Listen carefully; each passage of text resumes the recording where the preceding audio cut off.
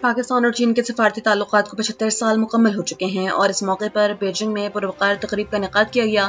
اس طویل سفر میں دونوں ممالک نے ہر مشکل گھڑی میں ایک دوسرے کا ساتھ دے کر اپنی دوستی کو حمایت سے بلند ثابت کیا ہے۔ حال ہی میں وزیر اعظم شہباز شریف اور صدر شی جن پنگ کی ملاقات میں اس عزم کا اعادہ کیا گیا ہے کہ مستقبل میں ٹیکنالوجی اور معیشت کے شعبوں میں تعاون کو مزید وسعت دی جائے گی۔ چین پاکستان اقتصادی راہداری یعنی سی پیک اس شراکت داری کا سب سے بڑا ثبوت ہے جس نے پاکستان کے بنیادی ڈھانچے اور توانائی کے شعبوں میں انقلاب برپا کر دیا ہے۔ ماہرین کا کہنا ہے کہ یہ تعلقات صرف حکومتی سطح تک محدود نہیں رہیں گے بلکہ عوامی رابطے میں بھی تیزی سے فروغ پا رہے ہیں۔ موجودہ عالمی حالات میں دونوں ممالک کا ایک دوسرے کے ساتھ کھڑا ہونا علاقائی استحکام کے لیے انتہائی ضروری ہے۔ یہ دوستی آنے والی نسلوں کے لیے ایک روشن مثال بنے گی۔ قربانی دینے کا جذبہ انسانی جبلت میں روز اول سے شامل ہے اور یہی وہ صفت ہے جو انسان کو دیگر مخلوقات سے ممتاز کرتی ہے۔ یہ صرف مذہبی فریضہ نہیں بلکہ معاشرتی توازن قائم رکھنے کا ایک اہم ذریعہ بھی ہے۔ جب ہم اپنی پسندیدہ چیز دوسروں کے لیے قربان کرتے ہیں تو معاشرے میں اخوت اور بھائی چارے کی فضا قائم ہوتی ہے۔ آج کے مادہ پرست کے دور میں ایثار اور ہمدردی کی اہمیت اور بھی بڑھ گئی ہے۔ ضرورت اس امر کی ہے کہ ہم صرف رسم قربانی تک محدود نہ رہیں بلکہ عملی زندگی میں بھی ایک دوسرے کے کام آنے کو اپنا شعار بنائیں۔ کسی کی خوشی کے لیے اپنی انا کو قربان کر دینا یا ضرورت مند کی مدد کرنا ہی قربانی کی اصل روح ہے۔ یہ عمل نہ صرف انفرادی طور پر انسان کی تربیت کہلاتا ہے بلکہ پورے معاشرے کی اخلاقی بنیادوں کو مضبوط بناتا ہے۔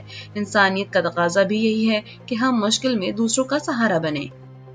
غزہ میں انسانی المیہ اپنی انتہا کو پہنچ چکا ہے جہاں اب تک 50,000 سے زائد فلسطینی اپنی جانوں سے ہاتھ دھو بیٹھے ہیں۔ افسوسناک بات یہ ہے کہ ان میں اکثریت معصوم بچوں اور بے گناہ عورتوں کی ہے جو جنگی جنون کی بھینٹ چڑھ گئے ہیں۔ اعداد و شمار کے مطابق صرف شہید ہونے والے بچوں کی تعداد 17,000 سے تجاوز کر چکی ہے۔ سوشل میڈیا پر ان مناظر کو دیکھ کر اکثر لوگ صرف سکرین سکرول کر دیتے ہیں مگر یہ خاموشی اور بے حسی ایک بڑے سوالیہ نشان کی صورت میں ہمارے سامنے کھڑی ہے۔ بین الاقوامی اداروں کی جانب سے مسلسل تشویش کا اظہار کیا جا رہا ہے لیکن عملی طور پر امدادی کارروائیاں اب بھی ناکافی ہیں۔ ہسپتالوں اور تعلیمی اداروں کی تباہی نے غزہ کے مستقبل کو تاریک کر دیا ہے۔ یہ وقت صرف دکھ بانٹنے کا نہیں بلکہ عالمی سطح پر اس قتل عام کو روکنے کے لیے بھرپور کوشش کرنے کا ہے تاکہ مزید معصوم بچوں کی جانیں بچائی جا سکیں۔ جاپان اپنے دفاعی نظام کو جدید خطوط پر استوار کرنے کے لیے انقلابی منصوبوں پر کام کر رہا ہے۔ بدلتے ہوئے عالمی حالات کے پیش نظر جاپان نے ڈرونز، بحری طاقت اور سائبر ٹیکنالوجی میں اضافے کو اپنی اولین ترجیح قرار دیا ہے۔ اس نئے دفاعی فریم ورک میں مصنوعی ذہانت یعنی AI ٹولز کا بڑے پیمانے پر استعمال کیا جائے گا تاکہ جنگی حکمت عملی اور رابطہ کاری کو مؤثر بنایا جا سکے۔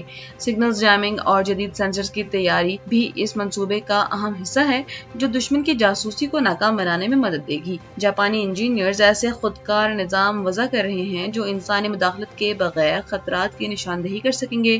ان تمام اقدامات کا مقصد کسی بھی ہنگامی صورتحال میں ملک کی سلامتی کو یقینی بنانا ہے۔ ٹیکنالوجی کے میدان میں یہ پیش رفت جاپان کو دنیا کی بڑی فوجی طاقتوں کے ہم پلہ لا کھڑا کرے گی اور اس کے دفاعی بجٹ میں اضافہ اس نئے دور کا آغاز ہے۔